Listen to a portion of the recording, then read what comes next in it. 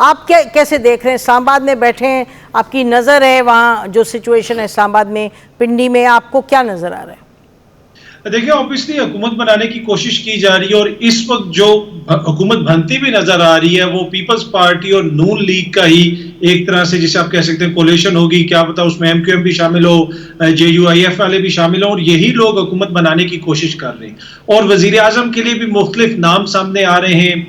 मियाँ साहब का नाम भी सामने आ रहा है। ये भी कहा जा रहा है कि बिलावल साहब का नाम है, जरदारी साहब की ख्वाहिश है कि बिलावल साहब को वजीर आजम बनाया जाए और सदर ममलिकत का जो ओहदा है वो मियाँ साहब को ऑफर किया जाए। लेकिन इसमें एक और चीज ये है कि क्या जरदारी साहब चाहेंगे कि एक ऐसी हुकूमत में बिलावल साहब को वजीर आजम बना दिया जाए कि जो ना मुस्तहकम होगी, ना डिलीवर कर सकेगी। इस वक्त जो हालात है मैं उनके तनाजुर में बात कर रहा हूं, तो हो सकता है जरदारी साहब खुद वजीर आजम बने, लेकिन ये चीज हमें जराए ने बताया है कि मियाँ साहब को ये बात कन्वे की गई है कि पाकिस्तान पीपल्स पार्टी आपको सदर बनाने के लिए तैयार है। और इसके साथ साथ एक ऐसा वजीर आजम भी आ सकता है जो दोनों सियासी जमातों के अंदर टियर 1 की लीडरशिप में ना हो। तो अब ये भी है चीजें हैं, तो अब देखते हैं कि आगे चीजें किस तरफ जाती हैं। अभी बहुत सारी चीजें मैच्योर होना बाकी हैं, लेकिन जो है ये सारी चीजें इस वक्त टेबल पे हैं और इनके ऊपर बातचीत हो रही है। अच्छा, ये इससे पहले आई गो बैक टू पीजा, आप ये बताइएगा कि प्रेसिडेंट साहब कब हरकत में आएंगे? उनका एक रोल है, मुतहर्रिक कब होंगे? क्योंकि उनका एक आइन के तहत रोल है, जब इलेक्शंस होते हैं उसके बाद ही कॉल्स दी असेंबली। आपने कुछ सुना उसके बारे में?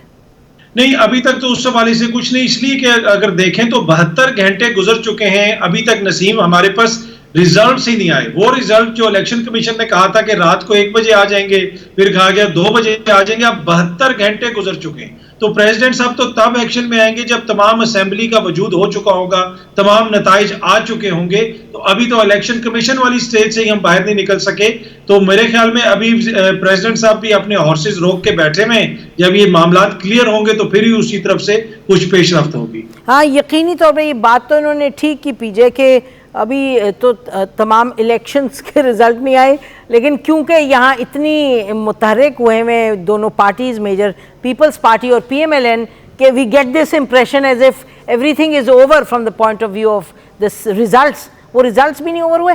तो अगर हम बात ECP की कर रहे हैं तो मेरा ख्याल है कि जो काउंटिंग के लेवल पर एक जो क्राइसिस की सिचुएशन बनी है, मैं तो नहीं कहूँगी कि ECP का बड़ा कमाल है, बिल्कुल नहीं। ECP ने कहा जी कोई नहीं, इंटरनेट ख़त्म होगा, इंटरनेट ख़त्म हुआ, उन्होंने कहा हमारे काम को कोई असर नहीं होता इंटरनेट ख़त्म होने से। फिर उन्होंने कहा जी अब हमने रात के 12 बजे रिजल्ट देने हैं, अब सुबह 10 बजे देने हैं दूसरे दिन, क्योंकि जी इंटरनेट की वजह से मसाइल हुए हैं। मतलब ECP की परफॉर्मेंस को तो मैं तो ज़ाती तौर पर मुझे तो लगता है बड़ी तनकीद की नज़र से देखती हूँ। बिल्कुल से आपने सही कहा।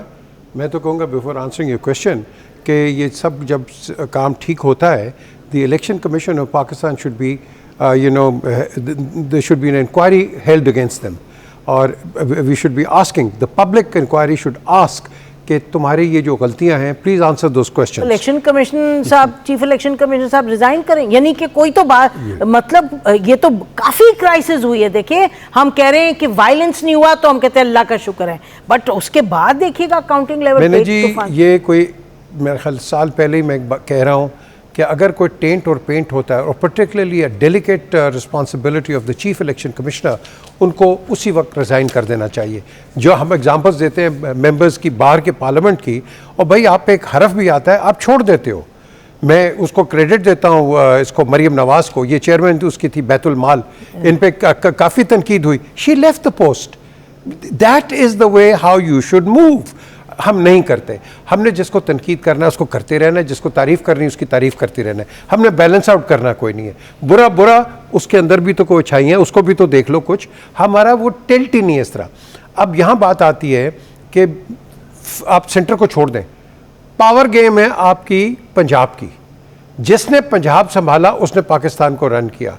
ये दोनों का, Shahbaz when he was chief minister and Nawaz when he was the prime minister, they were running smoothly. उससे पहले आप 88 में, उससे पहले देख लें जब बेनज़ीर आई थी, तो Benazir couldn't even come to Lahore क्योंकि एनिमोसिटी इतनी हो गई थी when Nawaz Sharif was the chief minister. हमें वी गॉट टू, कहते हैं ना, override all of these problems, क्योंकि आपकी पॉपुलेशन एक्सप्लोजन हो गया, आपकी इकोनॉमी बिल्कुल डाउन एंड ड्रेन हो गई है। हमने देखना है कि आगे कौन लेके जाएगा।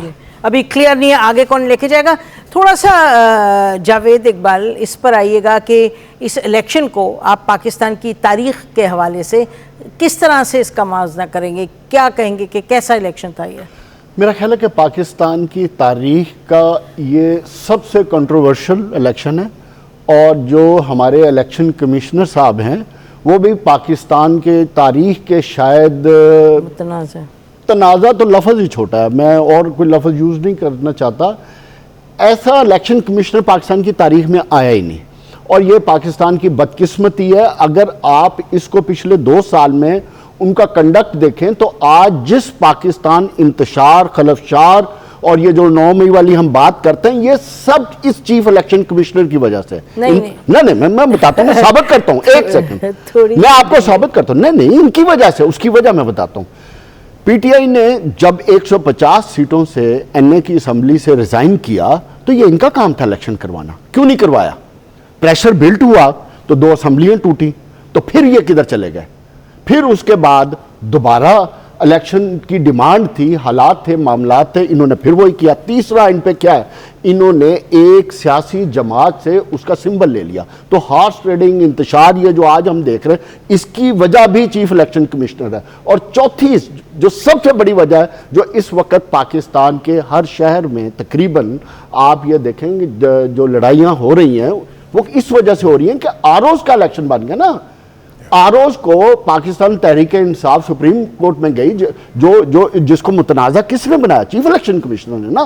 तो अगर इनकी आप चार्जशीट लें डे 1 से लेकर आज भी, जिस तरह इलेक्शन को डिले किया गया कानून के तहत रात के 2 बजे ठीक है, I've got your point, तो इनको चार्जशीट करना चाहिए ना। Got your point। मेरा ख्याल है ये पूरी हकीकत नहीं है। पूरी हकीकत ये है कि फाइनेंस मिनिस्ट्री ने, डिफेंस मिनिस्ट्री ने कहा कि हम नहीं अपना रोल अदा कर सकते। फिर ये क्या करते? ये या मामला गया भी सुप्रीम कोर्ट में, सुप्रीम कोर्ट ने इस्तीफा देते। हाँ, तो फिर आगे भी तो आपने देखा ना, जब सुप्रीम कोर्ट का भी तो रोल बनता है ना। सुप्रीम कोर्ट को कहां से हुआ? अच्छा, स्टार्ट यहाँ से हुआ तो सुप्रीम कोर्ट ने भी तो रोल अदा किया।